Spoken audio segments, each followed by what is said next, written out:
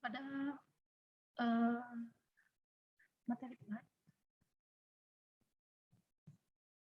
saya akan membahas tentang materi pembelajaran. Yang pertama kita akan mengenal tentang plat dulu, lalu kemudian kita akan mengetahui jenis plat, kita perlu mengetahui syarat pembuatan plat dan tipe plat itu sendiri, tentang plat satu arah dan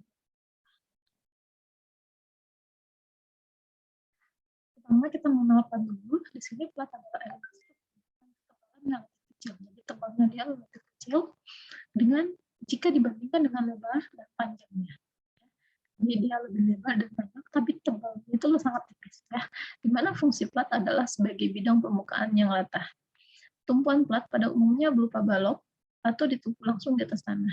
Ya, jadi dia pada konstruksi biasanya dia di atas balok atau biasanya langsung di atas tanah ya, seperti pondasi. Seperti pondasi telapak ya, karena telapak itu dia ada platnya ya.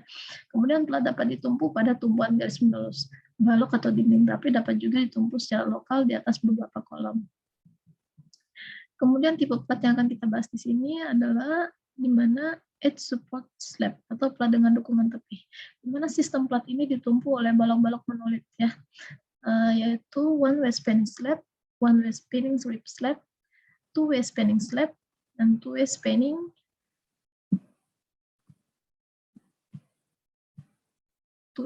rib slab. Ya, untuk one way spanning slab atau plat satu arah, lihat di gambar A, di sini adalah plat yang didukung pada kedua sisinya sehingga lentur dan terjadi dalam satu arah. Sedangkan one way spinning rib slab atau plat bergaris satu arah adalah plat yang dicor seluruhnya dengan rangkaian balok yang berjarak rapat yang pada gilirannya ditopang oleh satu set balok salah. Two way spanning slab atau plat dua arah ya, adalah plat yang didukung pada keempat sisinya, lihat 1, 2, 3, dan 4, sehingga lentur terjadi dalam dua arah. Sedangkan untuk two way spanning rib seperti ini, ya, plat brusuk bentang dua arah adalah plat brusuk dan plat waffle yang memberikan plat yang lebih ringan dan kaku daripada plat datar yang salah sehingga mengurangi luas pondasi. Sedangkan slab support by column adalah plat dengan dukungan kolomnya. Kalau dia dukungan kolom berarti nggak ada balok ya. Dimana sistem plat ini ditumpu langsung oleh kolom. Pertama itu flat slab with drops, dan ada flat slab with drops and column hits, dan juga rib flat slab. Dimana untuk flat slab sendiri adalah plat beton langsung yang ditumpu oleh kolom-kolom tanpa ada balok ya. Jadi sama sekali polos baloknya. Kemudian flat slab with drops merupakan plat beton langsung ditumpu oleh kolom dengan tambahan tebal plat daerah kolom untuk mengurangi tegangan geser dan menahan beban yang berat dan bentang yang lebih panjang. Seperti ini ada tambahan plat kecil di bawah plat ya. Nah, kalau dia contohnya dalam dunia konstruksi seperti ini ya tampilannya. Untuk flat slab with drops and column heads, yaitu flat slab dengan penebalan dan kepala pada area kolom ya. Jadi ada penebalan pada area kepala kolom. Lalu rib flat slab yaitu plat waffle dengan plat beton yang ditumpu di kolom ya. Jadi ada plat penebalan dengan plat waffle ya, seperti itu. Lalu sistem plat lantainya ada satu arah dan dua arah, di mana plat satu arah dan plat dua arah dibedakan dari nilai rasio perbandingan sisi panjang LY dan sisi pendek LX dari plat.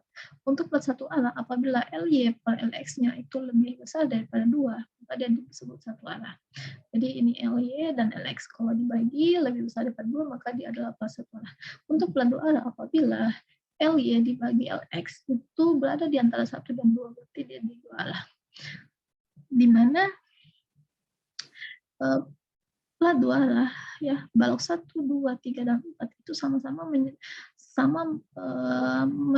menahan bebannya, sama-sama menahan beban. Sedangkan kalau dia satu arah ya, ke satu arah itu cenderung B1 dan B3 itu lebih panjang dibanding B2 dan B4, sehingga B2 dan 4 sangat kecil untuk menahan beban. Untuk tumpuan platnya ada yang monolit, ada yang ditumpu langsung oleh dinding dan tembok, ada juga yang ditumpu oleh konstruksi. Kalau dia konstruksinya baja, berarti dia ditumpu oleh baja. Namun ada juga yang ditumpu oleh kolom ya, seperti dalam penjelasan sebelumnya.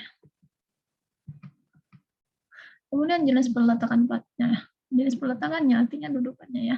Dia bisa terletak bebas, kemudian plat bisa terjepit elastis atau terjepit penuh ya. Kalau dia terjepit bebas, biasanya dia di atas dinding atau dia di atas dinding karena dia tidak menyatu, sehingga jika ditumpu oleh dinding, dia termasuk kategori terletak bebas. Sedangkan kalau dia terjepit elastis ya, di mana tebal plat itu biasanya lebih cenderung lebih besar dibanding ukuran baloknya ya, sehingga hal ini bisa lebih cenderung berbahaya karena terjadi rotasi. Kemudian kalau dia terjepit penuh, di mana kondisinya plat itu menurut dengan balok ya, dan ketebalan plat juga lebih kecil dibanding ketebalan balok itu sendiri, lebar dari balok itu sendiri. Lalu bentang teoritis di sini ya. Lalu di sini akan dibahas tentang selimut beton ya.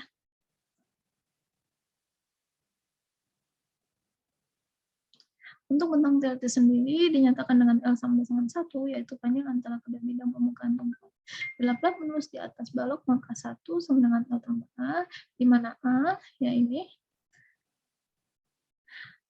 di mana A sama dengan panjang peletakan plat di tiap ujungnya. Jika lebar balok lebih dari 2 kali tebal plat, maka 1 sama dengan L tambah 100 ini ya. Sebenarnya.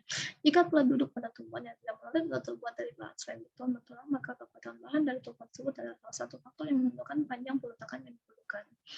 Kemudian untuk selimut beton, di sini selimut beton merupakan sisi luar daripada tulangan pada plat cat. Nah, di sini dia ya, ketebalannya minimum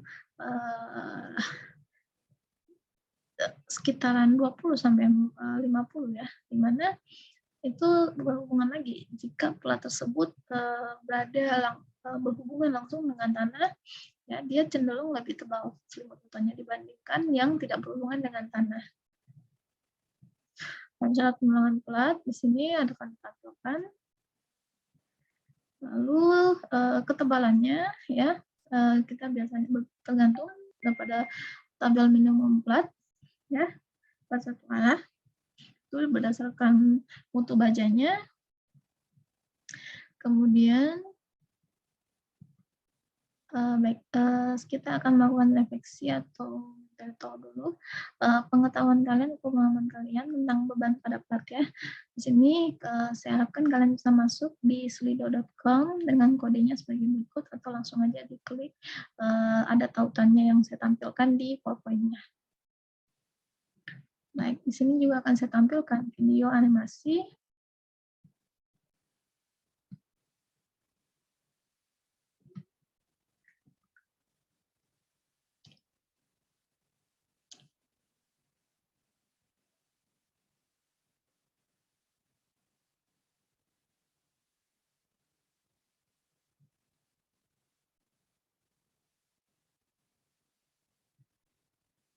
Mungkin ada bermasalah sedikit di video animasinya, tapi kalian bisa langsung mengeceknya melalui PowerPoint yang telah saya share di grup WhatsApp-nya sebelumnya. Terima kasih, dan materi berikutnya akan saya informasikan untuk kelas 1 arah dan 2 arah di pertemuan berikutnya. Jadi untuk pertemuan ini sekian dari saya. Jika ada pertanyaan silakan dikirimkan, dan terima kasih. Assalamualaikum warahmatullahi wabarakatuh.